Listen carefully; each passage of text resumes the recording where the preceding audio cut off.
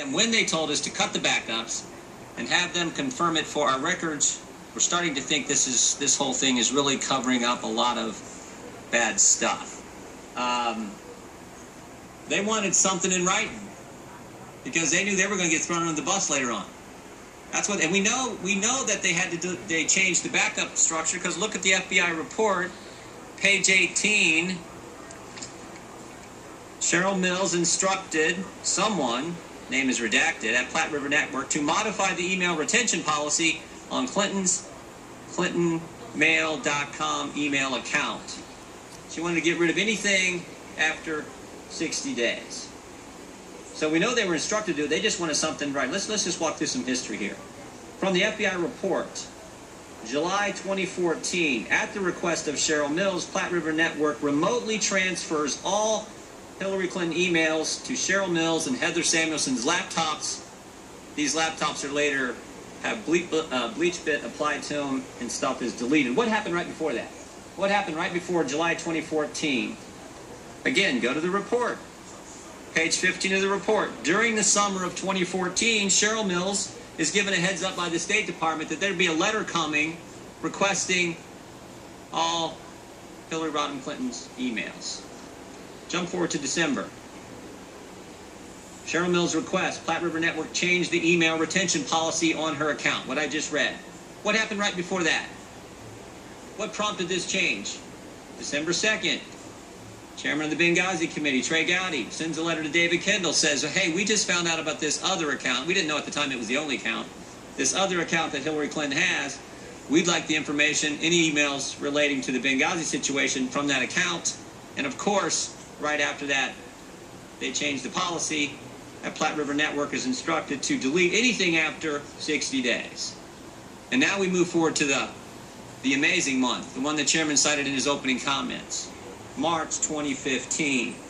March 2nd, New York Times reports she's got just this one email account, this private server situation. March 3rd, Mr. Gowdy sends a preservation letter telling them to preserve everything that might be relevant to our investigation. March 4th, there's a subpoena.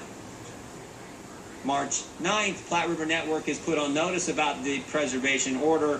March 10th, she does her press conference, and of course the important dates, March 25th and March 31st. Those 2 dates, there are conference calls with Clinton lawyers, Bill Clinton's lawyers, and Hillary Clinton's lawyers, and Platte River Networks. And of course, on the 31st of that month is when they take BleachBit to the whole darn thing, and they get rid of everything. They get rid of everything. So, now we have three guys. One on the front end, Mr. Pagliano, who helped Mr. Cooper set it up, take the fifth and get immunity. And now we have two guys on the tail end.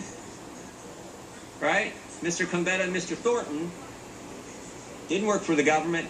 They take the fifth, and Mr. Combetta, at least, gets immunity. Go back to the date again. August 2015. These guys are starting to wonder, wow, we don't have anything in writing.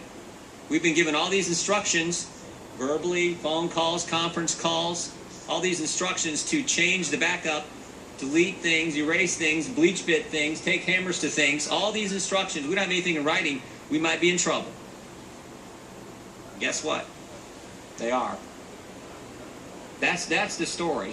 And that's why it's appropriate, Mr. Cummings, for the chairman to invite him in here today and see if they would finally answer somebody's question. Mr. Gowdy's just right. He's exactly right. They'll talk to the people who can put them in jail, but they won't talk to Congress. They'll talk to the Justice Department. Mr. Pagliano, Mr. Combetta will talk to the Justice Department, but they won't talk to us. We can't put them in jail. We just want to get answers for the American people, and they won't talk to us. I've never seen anything like this, Mr. Chairman, where you get, as we talked about yesterday, no regular American can get away with the kind of behavior Secretary Clinton gets away with. Two standards now in the country, and this is what is so wrong, and this is why the hearings you're having and the investigation we're doing is entirely appropriate. And with that, I yield back. Gentleman yields back. We're now